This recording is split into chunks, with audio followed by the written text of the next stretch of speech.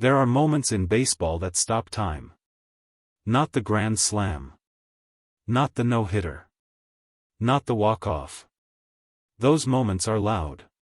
Everyone sees them coming. The crowd rises before the ball even lands.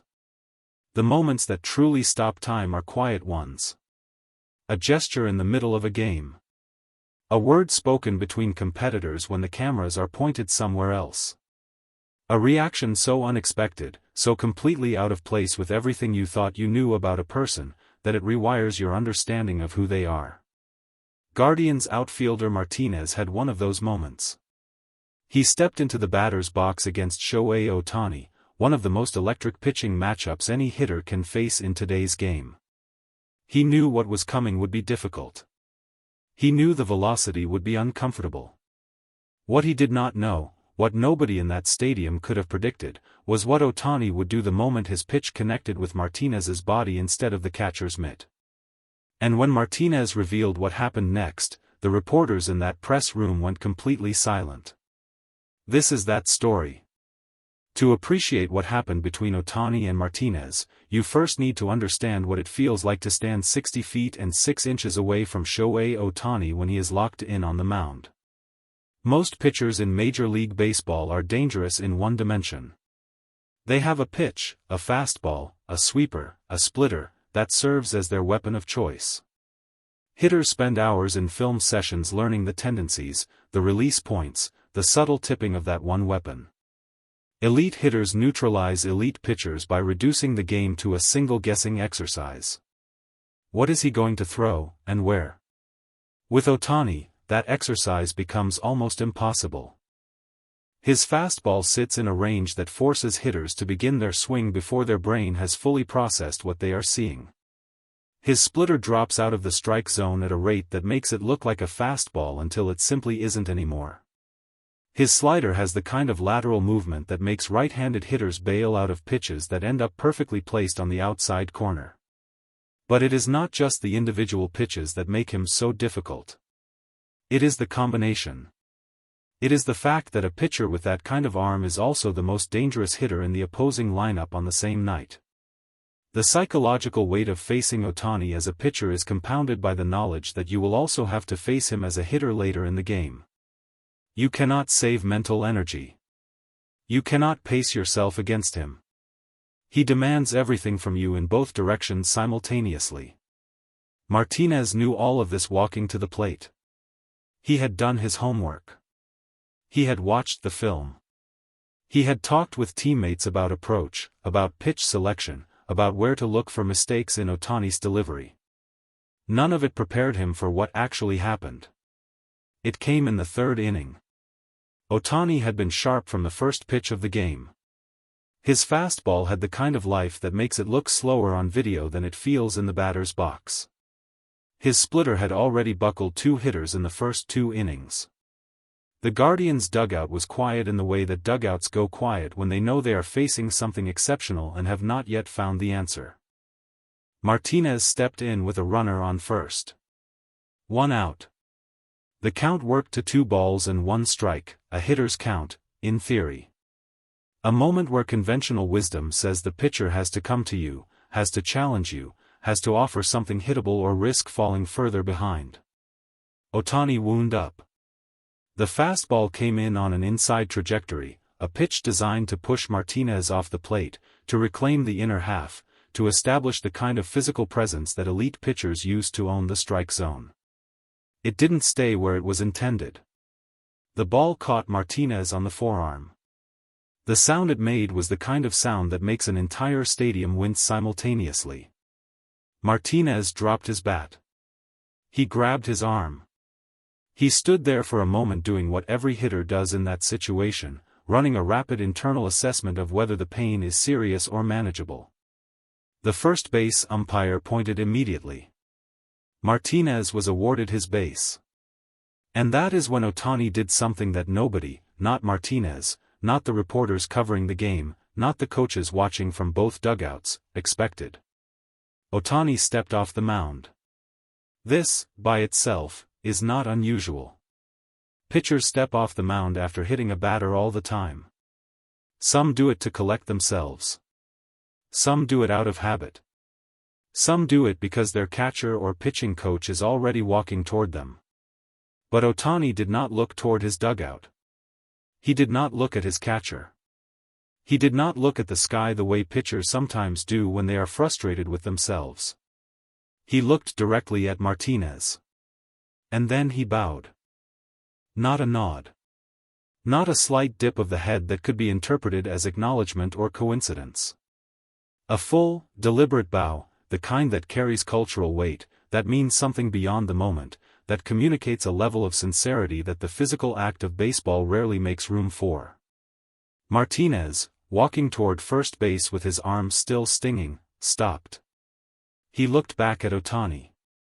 For a moment, two competitors from completely different corners of the world, one from Japan, one shaped by the grinding, hopeful baseball culture of Latin America, stood on a Major League Baseball field and shared something that had nothing to do with the score or the standings or the contract values printed in newspapers. It was a moment of pure human recognition. Martinez, speaking to reporters after the game, described it simply, "I didn't expect that. I've been hit by a lot of pitches in this league. Nobody ever did that. I looked at him and I thought, this guy is different." The press room was quiet for a beat longer than press rooms usually stay quiet. To American audiences, the gesture may have seemed unexpected.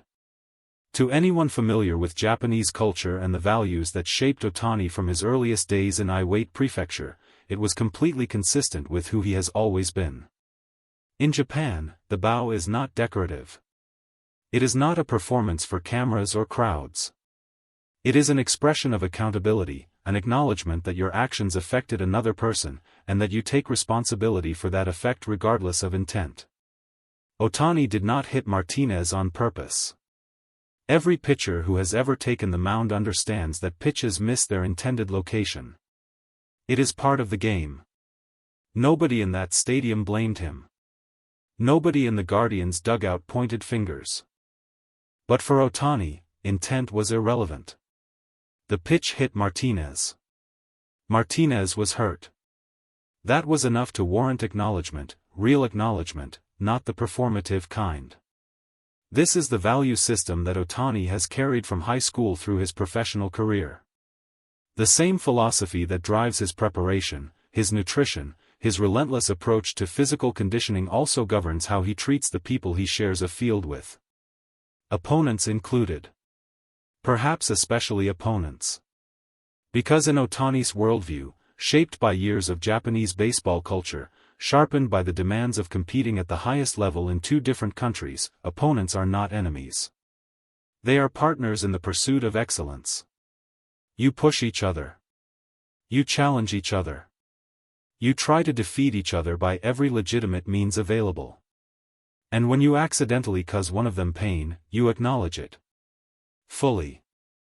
Without embarrassment. The reaction did not go unnoticed by the coaches watching from the Guardians' dugout.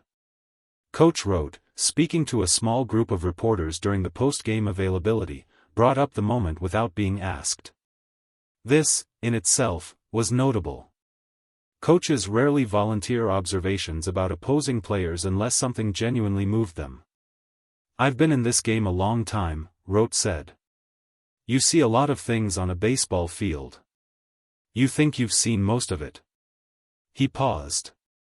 What Ohtani did, I hadn't seen that before. Not like that. Rowt went further, connecting the gesture to something broader about what kind of competitor Ohtani is. The easy thing, the normal thing, is you just walk back to the rubber and get the next hitter. Nobody would think twice about it. But he stopped. He made sure Martinez saw him. He made it real. Rowt shook his head slightly. That tells you something about the person. What it tells you, according to Rowt, is that Ohtani's greatness is not accidental. It is not the product of physical gifts alone, though those gifts are extraordinary. It is the product of a character that has been built deliberately, maintained consistently, and expressed in moments both large and small, including a third-inning moment that most fans watching on television probably missed entirely. You want to know why he's the best? Rowt said, before heading back toward the clubhouse. Watch the things he does when nobody's looking. That's where you find it. Martinez's forearm was sore but not seriously injured. He was in the lineup the following day, a fact that, when mentioned to Ohtani by a reporter, produced a visible expression of relief on the two-way star's face. But the physical recovery was almost secondary to what Martinez said he took away from the experience. In this league, you face guys who are better than you sometimes, Martinez told reporters. That's just the truth of it. Ohtani is better than most people who have ever played this game. But the way he carries himself, the bow, the way he looked at me, that stays with you. Martinez paused, choosing his next words carefully. It made me want to be better. Not just as a player. As a person on the field. He looked down briefly. You don't get that from a lot of people. This is perhaps the most significant thing about Ohtani's gesture, not what it meant in the moment, but what it set in motion afterward. Martinez returned to the Guardians' dugout and, by his own account, played differently for the rest of that game. With more intentionality. With a sharper awareness of the people around him. One bow. One moment of sincere acknowledgement. And a ripple that extended far beyond the at-bat that produced it. The backdrop to all of this, the reason the Dodgers and Guardians were on the same field, the reason Martinez was facing Ohtani as a pitcher at all, is the ongoing conversation about what Ohtani's two-way career means for the sport. In 2025, with his Dodgers contract well underway and his rehabilitation from elbow surgery fully behind him, Ohtani has returned to doing what nobody else in the modern game does. He pitches. He hits. He does both at a level that makes analysts reach for historical comparisons that don't quite fit, because the historical comparisons don't quite exist. The breathtaking quality of his two-way play is not simply the volume of it. It is the quality in both directions simultaneously. On the night he hit Martinez, Ohtani's pitching line was exceptional, velocity consistent deep into his outing, secondary pitches executing at the level of a frontline starter. And his performance at the plate that same evening was equally commanding. Opponents prepare for him twice in every game plan. Their pitching staff must account for him in the lineup. Their hitters must account for him on the mound. The cognitive and strategic burden he places on opposing teams is unlike anything else in baseball. Coach Rowt acknowledged this directly when asked about the preparation process. You spend more time on Ohtani than you spend on anyone else. Maybe more than the rest of their lineup combined. He allowed a small smile. And he still finds a way to surprise you. Statistics will always be the first language used to describe Shohei Ohtani. Home runs.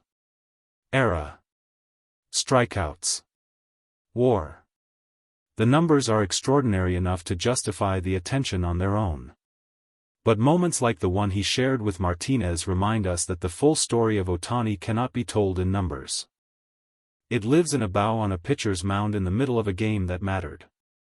It lives in the silence of a press room when a player describes something he has never seen before. It lives in a coach stopping to volunteer an observation about an opposing player because the moment was too significant to leave unspoken. Ohtani is the best player in baseball. He may be the best player of his generation. The evidence for that claim fills highlight reels and record books. But what makes him irreplaceable, what makes him the kind of figure that players on opposing teams speak about with something that goes beyond competitive respect, is not on any highlight reel. It is in the small decisions. The ones made in the third inning, with a runner on first, when nobody would have noticed or cared if he had simply walked back to the rubber and gone on with his night. He noticed. He cared. When Martinez told his story to reporters, he ended with something simple. I hope my son watches how that guy plays, he said. Not just the home runs. All of it. That is the standard Ohtani sets, not just for the players who share a field with him, but for everyone watching. The standard that excellence and humility are not opposites. That being the best does not require being cold. That you can compete with everything you have and still acknowledge the humanity of the person standing across from you. Coach Rowt said it best, standing in the tunnel after the game, coat over his arm, headed home after a long night. You spend your whole career hoping you get to be around someone like that, he said. So it sticks. It sticks.